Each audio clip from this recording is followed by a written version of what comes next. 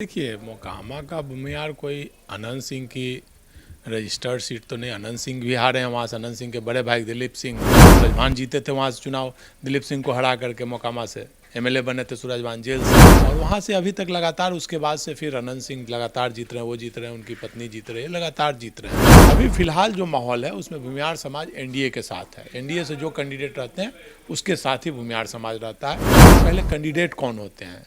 एक तो ललन सिंह हो गए, एक अनंत सिंह हो गए, इसके अलावा और कौन चुनाव लड़ते हैं? प्रशांत किशोर के पार्टी से कौन चुनाव लड़ते हैं?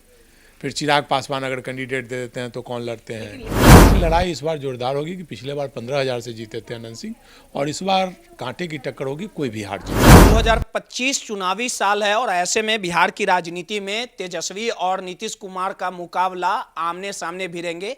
लेकिन 243 सीटों पे एक सीट जो काफी हॉट सीट है मोकामा में, इस बार चुनावी मैदान में अनंत सिंह और ललन सिंह फरियाएंगे। इस पूरे घटनाक्रम को लेके 2025 में कौन किसे परास्त करेगा, इस पूरे मामले को लेके जहां एक बार जेल जाने से पहले अनंत सिंह ने सीधे तौर पे चुनाव लड़ने की बातें कही थी, ताल ठोक दी थी, वहीं कल ललन सिंह जो उनके धुर विरोधी है उन्होंने भी साफ तौर पे कहा है कि इस बार चुनावी मैदान में वो भी कूदेंगे। लेकिन सवाल उठना लाजमी है कि एनडीए से कहीं ना कहीं अगर अनंत सिंह को टिकट मिलती है तो बीजेपी कोटे से मोकामा उपचुनाव में ललन सिंह की पत्नी को चुनाव टिकट मिलने का काम हुआ था, और वहीं आरजेडी से अनंत सिंह की पत्नी नीलम देवी चुनाव लड़ने का काम की थी। लेकिन साफ तौर पे ललन सिंह ने कहा है कि हम चुनाव लड़ेंगे, किसे पार्टी टिकट देगी ये तो बाद में समय फैसला लेगा। लेकिन सबसे बड़ा सवाल है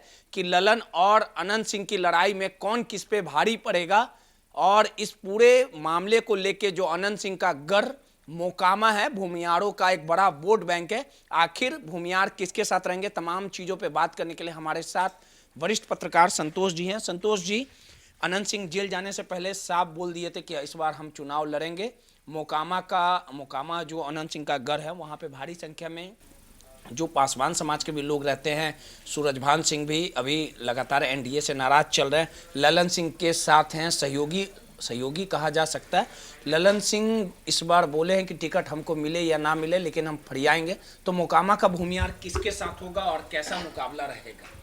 देखिए, मोकामा का भूमिहार कोई अनंत सिंह की रजिस्टर्ड सीट तो नहीं। अनंत सिंह भी हारे हैं वहाँ से। अनंत सिंह के बड़े भाई दिलीप सिंह भी चुनाव वहाँ से हारे हैं।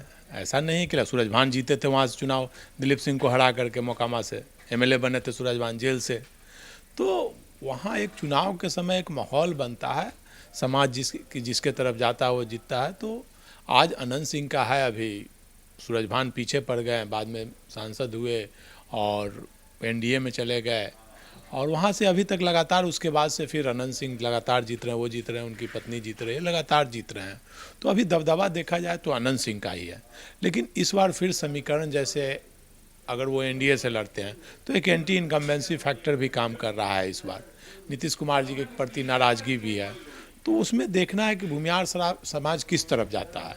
अभी फिलहाल जो माहौल है उसमें भूमिहार समाज एनडीए के साथ है। एनडीए से जो कैंडिडेट रहते हैं उसके साथ ही भूमिहार समाज रहता है। लेकिन वहाँ सूरजभान का भी एक वोट बैंक पैकेट है, जो कि वो भी एक वोट काटते हैं। इसके अलावा इंडिया गठबंधन का भी वोट बैंक है। तो उसमें देखना है कि पहले कैंडिडेट कौन होते हैं। एक तो ललन सिंह हो गए, एक अनंत सिंह हो गए, इसके अलावा और कौन चुनाव लड़ते हैं? प्रशांत किशोर के पार्टी से कौन चुनाव लड़ते हैं? फिर चिराग पासवान अगर कैंडिडेट दे देते हैं तो कौन लड़ते हैं? लेकिन सर, एक सवाल उठना लाजमी है कि पिछली बार जो मोकामा में AK-47 मामले में जो सजा हुआ था अनंत सिंह को, उसके बाद उनकी विधायकी चली गई और बिहार में उपचुनाव हुए, नीलम देवी आरजेडी के कोटे से चुनाव लड़ने का काम किया, टिकट दिया गया। वहीं बीजेपी ने जो ललन सिंह है उसकी पत्नी को टिकट देने का काम किया। लेकिन इस पूरे फैक्टर में देखा जाए तो पहले सूरजभान जो थे वो एनडीए का हिस्सा हुआ करती थी, उनकी पार्टी पशुपति पारस लगातार नाराज चल रहे, तो पशुपति पारस भी एक पकड़ रखते हैं।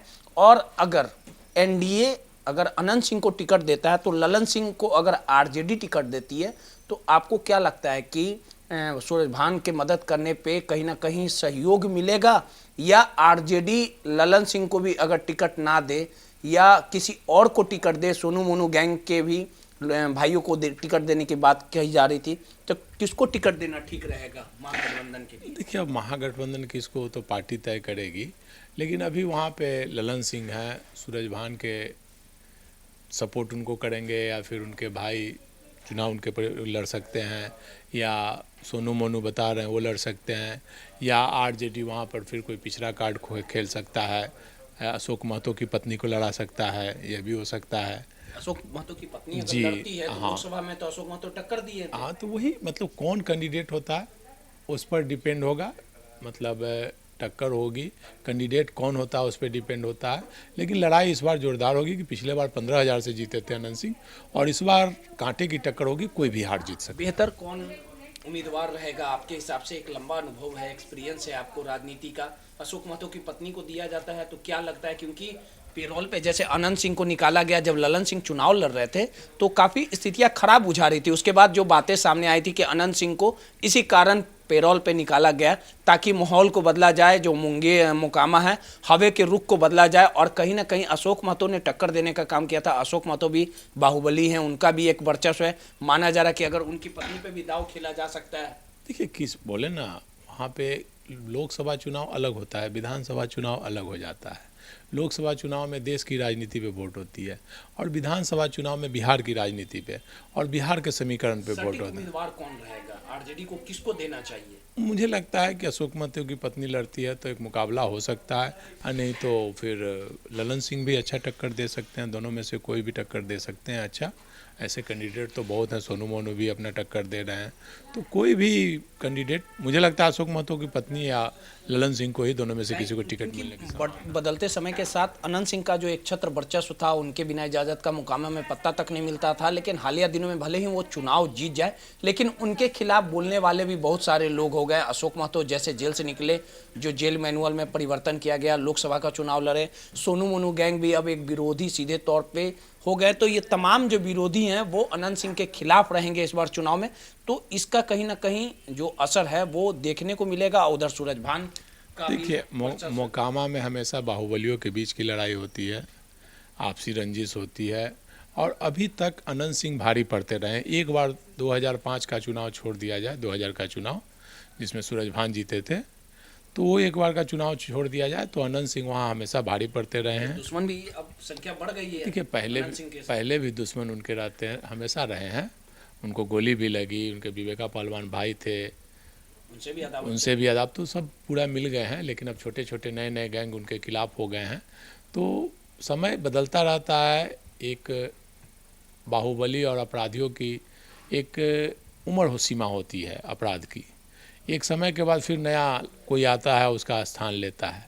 तो अनंत सिंह का भी अब समय, अभी जितना दिन चले, 5 साल चले, 10 साल चले, अब उनका भी फेज समाप्त होने वाला है और नया कोई चेहरा आएगा। मोकामा में हमेशा बाहुबलियों की लड़ाई रही है, और मुझे लगता है कि इस बार अशोक महतो की पत्नी टक्कर देगी, और नहीं तो ये ललन सिंह, ये दोनों में से कोई अनंत सिंह को टक्कर देंगे। सीधे तौर पे मोकामा काफी हॉट सीट रहेगी, और इस बार अनंत सिंह कहीं ना कहीं एनडीए से अगर टिकट मिलता है तो ललन सिंह बीजेपी का दामन कहीं ना कहीं थामने का काम किए थे। अगर वो अपने पार्टी को छोड़ने का काम करते हैं, अगर आरजेडी ललन सिंह या अशोक महतो की पत्नी को टिकट देने का काम करती है, तो कहीं ना कहीं मुश्किलों का दौर रहेगा कि अनंत सिंह के धुर विरोधी जानी दुश्मनी की संख्या काफ़ी बढ़ चुकी है।